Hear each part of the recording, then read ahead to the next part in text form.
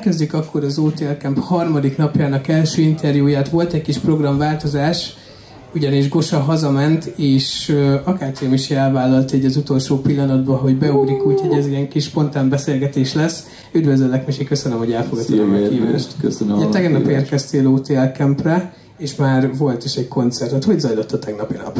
Én úgy gondolom, hogy szervezői oldalról is, emberi oldalról és előadói oldalról is nagyon jó volt. Legalábbis nem volt semmire panasz részemről. Jó volt, nagyon jól éreztem magam. Hát ugye az eső ez egy kicsit így bezavart, meg elvette az embereknek a kedvét, de nekem nem zavart be, szóval. Nagyon felpörgött a közönség, egész jó volt. Igen, én azt gondolom, hogy az eső is jó volt, én személy szerint tökre örülök, hogy nem dögmelegbe kellett fociznom 7 perccel azután, hogy megérkeztem lényegében. Nagyon jó volt kicsit vizesnek lenni, kicsit megalázni formáikat a pályán.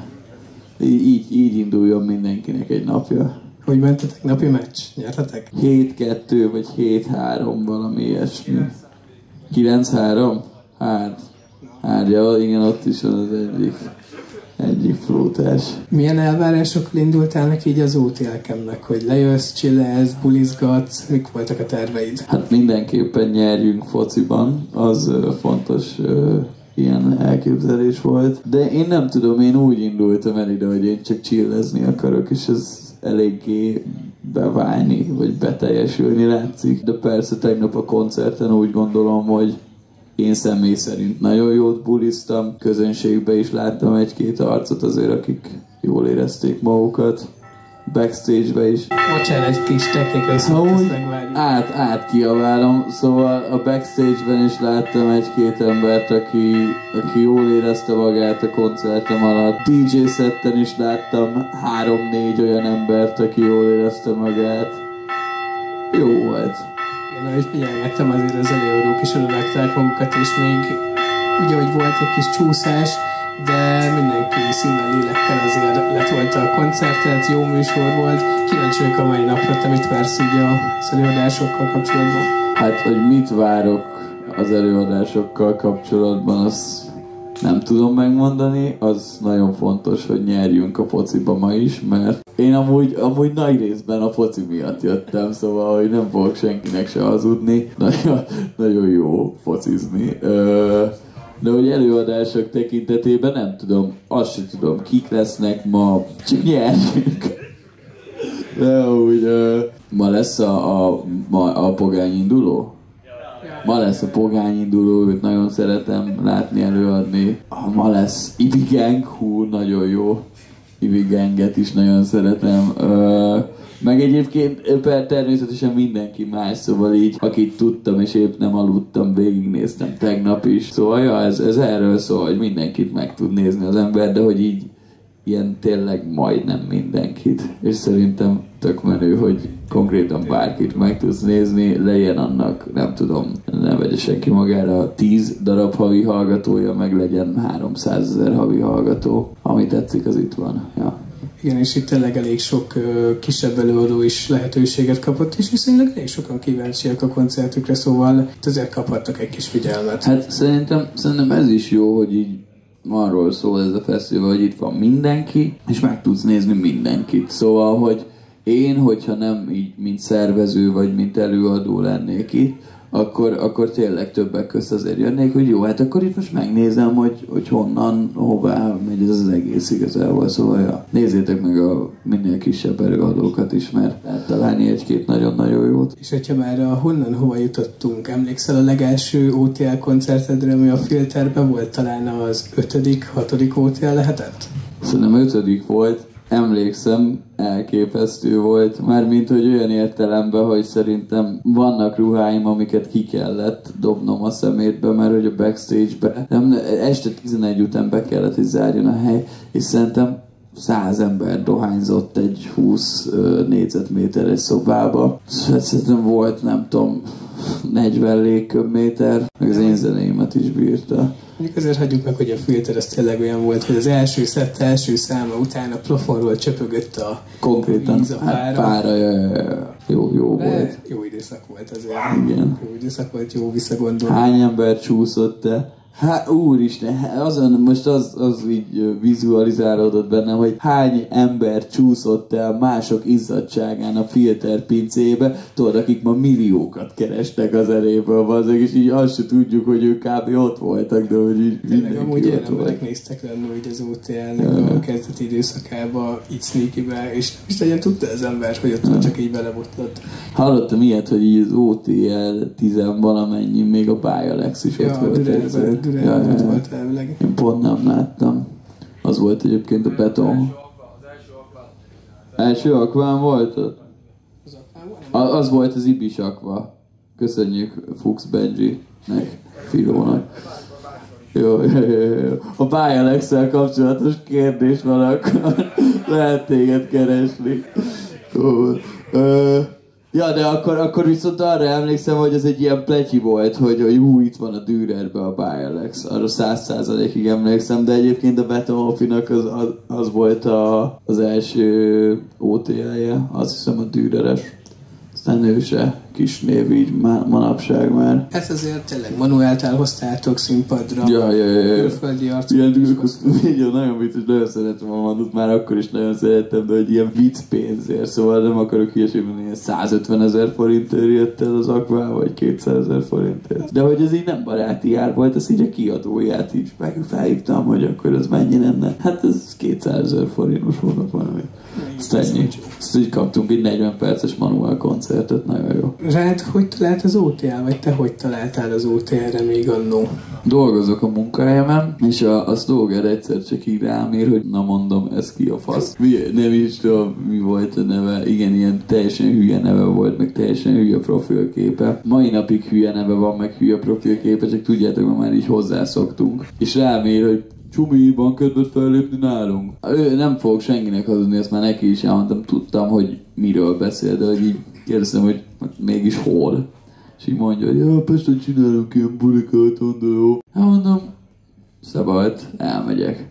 Aztán elmentem, és igazából nagyon sokat beszélgettünk a Szebával így a koncertet megelőző próbán, és igazából tudod, így azt láttuk egymásba, én benne, ő bennem, hogy így nem csak annyi az elképzelésünk, hogy akkor csinálunk trap zenét, és akkor nem tudom, jókat bulizunk, meg drogozunk, meg nem tudom, mi jár még ezzel az egésszel, mert én semmilyenben nem veszek részt, hogy igazából hogy tényleg nem csak annyi, hogy akkor rap zene, meg trap zene, hanem ebből próbáljunk meg valami mást is kihozni, és ott éreztem azt, hogy bazd meg, lehet nem csak én vagyok az egyetlen ember konkrétan az országban, aki egynél tovább gondolkozik. És csak a Szebával így egymásra találtunk, kezdődött egy nagy szerelem, ami a mai napig töretlen, bírjuk egymást. És ez az időszak alatt dolgoztál a Neonon, igaz? Volt egy interjúnk régebben, ugye srácok, gondolom mindenki ismeri a Neont, Misi első hitalbumját. Amúgy már tuti vannak olyan arcok itt, akik nem vágják, tesó, nagyon durva. Emelje fel a kezét, aki jelenleg vágja a Neont. Tegnap kiabáltam a jó dolgokat. Haver, látod? Köztesó, de nagyon kevés. cserben hagytalak. Emelte a kezét. Nosztalgikusan visszagondolva, milyen volt ezt az albumot elkészíteni? Jó volt nagyon elkészíteni, mert azt tényleg úgy csináltam, hogy valami maradandót akartam alkotni, valami olyat, ami még korábban nem volt. Szerintem sikerült, de javítsatok ki, hogyha tévedek.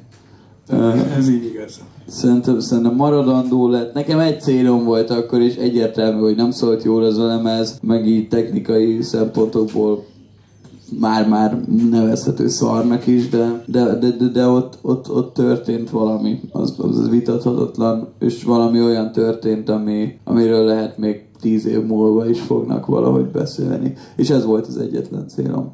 Szóval én akkor nem is, és ez most lehet ilyen hülye hiúságnak hangzik, de én ott nem is feltétlen áttörő sikerekre céloztam így közönség szempontjából, hanem szakmai elismerésre, meg ilyen valódi elismerésre, és azt gondolom egyébként, hogy mind a szakmától, mind a közönségtől megkaptam ezt annak idején, szóval ilyen duplán jó volt. De ja, egyébként tudtam már akkor is valahogy, hogy elég jó lesz, mert Nem tudom, hogy mennyien emlékeznek a 2018-19-es magyar zeneipari helyzetre, hát nem volt valami fényes, szóval, hogy olyan zenét, amit mondjuk én akartam hallgatni, azt magyar nyelven nem lehetett megtalálni, szóval, meg nem is tudom, szóval hallottam, hogy itt történt valami, ami még nem volt, igazából nem is rossz, talán jó, érdekes, menjen. És ezzel elég nagy kapukat nyitott meg előtted ez az album. Mi volt így az első benyomásod, vagy érzésed, amikor kicsit kezdtek felpörögni a számok a Neonon?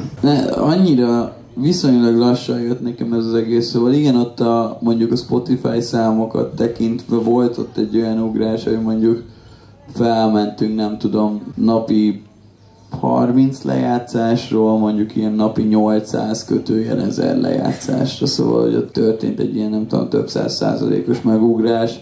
Aztán persze, hogy a gyémánt egyre jobban pörgött be, kisével a marboló egyre jobban pörgött be, dobáltam ki a klippeket, stb. Ott így egyre jobban pörögtök fel a számok, de minden így olyan természetesnek hatott, mert csináltam hozzá klippeket, ésszel csináltam, szóval volt minden egyes megjelenés mögött egy elgondolás, hogy ezt most miért pont most. Nem egy nagy tanulmány volt mögötte, mert én ezt kitaláltam, hogy hogyha mondjuk logikusan gondolkodunk, akkor kiadom ezt, igen, utána az emberek hallgatják, mondjuk másfél hónap múlva elkezdik megunni, akkor kidobja másfél hónap múlva. Ilyen hülye kis praktikákat én kitaláltam, és működni látszottak. Szóval nem éreztem sohasem ilyen áttörő azt a kurva érzést, hanem hogy ja, hát ezt így akartam. Szóval, ja, meg nekem az egész zene nekem mindig is az volt, én elkezdtem ezelőtt már majdnem 10 éve rappelni, és mindig azt éreztem, amikor mondjuk volt, nem tudom, ilyen átlagban ilyen 500 lejátszás érkezett nekünk egy zenére, így az első pár évben, és azt éreztem, hogy ez nem lehet ennyi. Szóval, hogy ennek egyszer majd többnek kell lennie. Mert hogyha van munka belerakva, van mögötte gondolat, van mögötte cél, akkor nem lehet, hogy ezt 100 ember fogja hallgatni országszerte, és ebben benne vannak a barátaink is. Szóval ez egyébként egy jó tanács minden ilyen kezdő, feltörekvő előadónak, hogy legyen mögötte elgondolás, legyen mögötte cél, legyen mögötte munka, és egyszer be fog ez indulni. Lehet, hogy 1 év múlva, mint pár embernek most az utóbbi pár évben, lehet, hogy 3 év múlva, lehet, hogy 5 év múlva, lehet, hogy 10 év múlva, de azt itt most megígérem nektek, hogy egyszer be fog indulni igazából. És ugye nem csak egyedül dolgozol, veled van Kretta, Domingo, Proper Szicsi, mint az Akácé. Mit jelent számodra Akácénak lenni, vagy hogy magyaráznád el itt a nézőközönségnek, hogy mi ez az Akácé életérzés? Hát nem tudom, tesó, ez nagyon nagy közhely, ez a család dolog, meg ilyenek, de ez nálunk tényleg család, szóval, hogy Domingo az Pesten lakik, ő általában csak így hétvégén, vagy már majdnem, hogy így hosszú hétvégézni jár le hozzánk, de mi tényleg kb. Együtt élünk. Együtt kerünk, együtt fekszünk, együtt kapcsolódunk ki, együtt dolgozunk. Ez tényleg egy család, szóval hogy így a szabadidőnk, nem tudom, 70, amikor nem dolgozunk, valaki a polgári munkáját, vagy alszunk, akkor így a 70-80%-ban együtt vagyunk. Tényleg maxi csajozni, vagy randizni megyünk el így nem együtt, mert az már azért túlzás lenne. És most nemrég összepapoltatok egy kis stúdiót magatoknak. Mennyivel másabb azért abba a körülménybe zenélni, mint az előző kis Akácé stúdióban? Hát figyelj, van ez a mondás, hogy nem számít az eszköz. Nem számít, de azért számít. És ezt olyan értelemben, hogy tényleg össze tudtam rakni otthon egy elég komolynak mondható stúdiót, így az otthoni stúdió kategóriában, és azért sokkal másabb úgy zenélni, szóval minden egyes alkalommal szeretek bemenni oda, és nem az van, hogy mondjuk, amikor elköltöztem otthonról, egy ilyen kis üres szobába felállítottam a stúdió setupomat, full vízhangos volt az egész, meg így esztétikailag annyira nem nézett ki, és tudod, azért amikor bementem, ott úgy voltam belőle, hogy most dolgozni kell, mert egy idő után akarva akaratlanul egy bizonyos mértékben munkának fogjátok felfogni a zenélést. És ott úgy voltam vele, hogy most dolgoznom kell, és most meg bemegyek a stúdióba, és úgy vagyok, hogy végre ide jutottam, szóval végre ez van most a napomban, hogy zenélhetek, van időm. És hogyan áll nálad össze egy zeneszámnak az elkészítése? Változó workflow-ba dolgozol, vagy van azért egy ilyen megszokott ritmus? Hát attól függ igazából, hogy én csinálom a beatet, vagy veszem a beatet. Ha veszem a beatet, akkor nagyon egyszerűen vagy az van, hogy ráírok valami producerre, hogy figyelj, kéne ilyen-olyan track, ilyen hangulat, ilyen BPM, mondjuk ilyen hangnem, csinálj már egy ilyet, és akkor én már nagyjából tudom, hogy mit szeretnék hallani, vagy mire számítsak, és akkor azt megkapom, ezek általában akkor vannak, amikor mondjuk kitaláltam magamba egy szöveget, egy tempóra, például a Chirio az így készült, hogy elküldtem a YBS-nek annak idején, ő leszette a hangozit, és akkor arra ráépítette Galaxival annak idején az Égent, így csináltuk, az új lemezről is valami készült így szerintem. Szóval van ez a fajta workflow, amikor így nagyjából tudod, és akkor úgy kérsz rá egy beatet. Van az a workflow, hogy meghallasz egy beatet, és akkor az indítja be a folyamatot. Az a legegyszerűbb, beat, szöveg, felvétel, pak. De utóbbi időben van olyan, hogy a szövegírás része az kiesik a folyamatból, és a mikrofon előtt egyből kitalálom a dolgokat. Idő hatékonyságban sokkal jobb, és egyébként sokan mondják, hogy jók az új lemezemen a szövegek, aminek azért örülök, mert szerintem a 80%-a nincs leírva. Azért nincs is ki még Lyric Genius-on meg ilyenek, mert nem volt még energiám leírni, mert nem írtam le. Szóval, ja, és akkor van még egy olyan folyamat, amikor én csinálom a beatet. Mostanában hála Istennek egyre sűrűbb ez egyébként. Elkezdek csinálni egy alap beatet, amire mondjuk már lehet rappelni, és felreppelek rá, nem tudom, 4, 8, 16 sort, valamennyit, csak hogy valami legyen, meghalljam, hogy szól a hangom ezen a beaten, utána meg arra finomítgatom a cuccot. Szóval, hogy onnantól kezdve már tudom, hogy nagyjából mi lesz ez, mit akarok hallani ezen a zenén, mind szövegileg, mind hanghordozásilag, mind beat ügyileg, és onnantól kezdve már is full arra építkezek. Nekem az új albumodról az Ócsa a kedvenc zeném.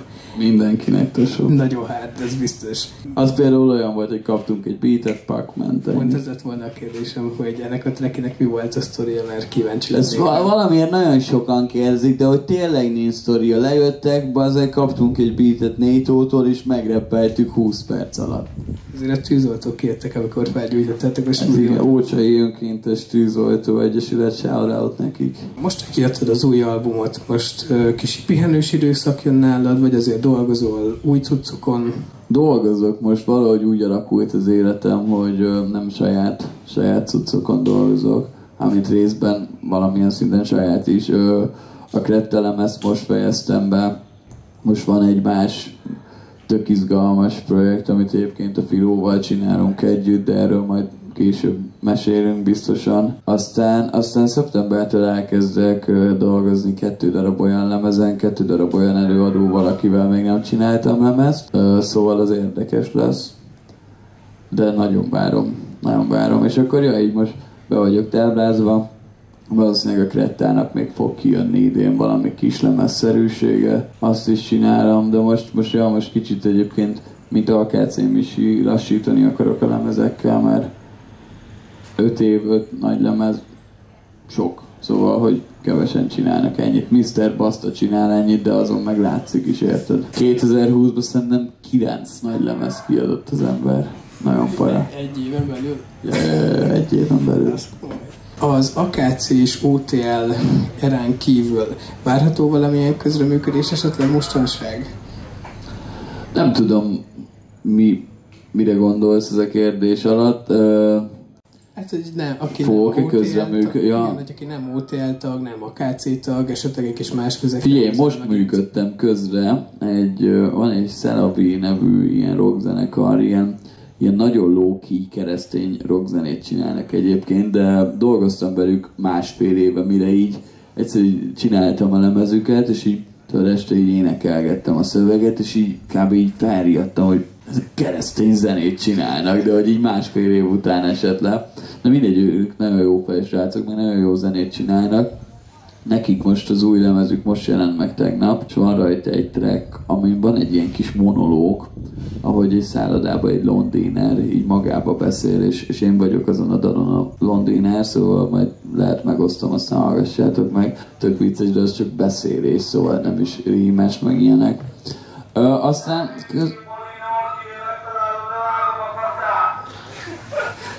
Megint eltűnt egy molinó? Yeah. Hát figyelj, te só. Ez durva. Most legalassultál belőle, jöttünk vissza, akkor még ott volt, aztán most megint. Az OTL útja? Hát, ez van. Na szóval, közreműködés. Egyébként igen, most így Filóval lesznek közreműködéseink egy bizonyos projekt keretein belül. Filó, szeretnél egy kicsit beülni, beszélgetni erről az AKC projektről? Hát jó. Nem szeretne. Nem baj, Filó, nem baj. De azért nem erőltetted Nem baj. Nem tudom, hogy mit lehet erről mondani, meg mit nem, ez Misihez kérdés. Szerintem nincs titoktartási egyébként. A Benjivel az Erkel Színházba fogunk szerepelni egy musicalbe, és mi csináljuk hozzá a zenét, meg minden, és ez azért lesz érdekes, mert a rendező azt kérte, hogy konkrétan ne alkalmazkodjunk a darabhoz, hanem hogy művészeti célokból ők full olyan zenéket akarnak, amiket mi amúgy csinálunk a Benjivel. Színházi támogatott Filó AKC Misi collab tape. Az így készülőben van. És majd lesz ilyen előadás is, szóval oda gyertek el, mert rendesen így színházba fel fogunk lépni, meg ilyenek Benjikével. Szóval ja, most így ez az ilyen legizgalmasabb, legérdekesebb projekt. Neked Filóval dolgoztunk már korábban együtt, de hogy ilyen szinten, hogy akkor együtt csináljuk a zenéket is, meg együtt írjuk a szöveget, így még nem. Nem tudom, bírni fogom-e, de hát max szétütöm a fejét. Ja, most elég sok dolgot megemlítettél, esetleg így zenei stílusokban. Maradsz még kicsit ennél az éneklős, treppesebb vonalnál, vagy próbálgatsz azért más stílusokat is? Nem tudom. Inkább erről nem mondanék semmit. És jól tudom, hogy a Well Hello collab az úgy jött össze, hogy Twitteren kiírtatok hát valamit, ja. vagy ők írtak ki valamit? Nem tudom, hogy már mi volt pontosan, de hogy ja, Twitteren volt valami, de igazából volt valami PP Park, ilyen szülinapi buli, és ott a Flóral összetalisztunk, és így mondta, hogy kurva jó, hogy világ, csináljunk valamit, én meg így mondtam, hogy jó tesó. Aztán így elkezdtünk a Diázzal dumázni, mert nekem nagyon fontos volt, és ezt így tök őszintén vállalom. Szia, Tendike! Tök őszintén vállalom, meg ezt a srácoknak is megmondtam, hogy nekem azért fontos volt, hogy én nem egy ilyen ízig-vérig Well Hello dalban szeretnék részt venni, szóval meg úgy kezdtük el, hogy én megmondtam a srácoknak, hogy én csak akkor megyek ebbe bele, hogyha addig csináljuk, amíg mind a négyünknek nem lesz okés. Ez lett nekem így a legokésabb, vagy hogy mondjam, érted, hogy ez még így belefért. A világ legszoftabb, leglágyabb trap dalát elkészítettük a Well Hello-val, de nagyon jó volt, nagyon jó fejek voltak a srácok tényleg. Sokat tanultam szakmailag tőlük. Azért ez egy nagyobb fajta zeneipar, amit ők nyomnak. Nem mondom, hogy azt szeretném csinálni, de mindenképpen jó volt ezt látni. Szóval akkor egy ilyen rappot, vagy a Puved meg féle zenére nem lehetett volna rá. Nem. De ezt mondom, ezt ők se szerették volna. Szóval azt tetszett bennük egyébként, hogy még ha nem is újíthatnak nagyon, mert azért nekik van egy olyan fanbase-ük, aki már egy ilyen kicsit trappes kilengést a számokból látszik, hogy nem is nagyon visel el, szóval ennél jobban kimozogni ők nem nagyon tudnak.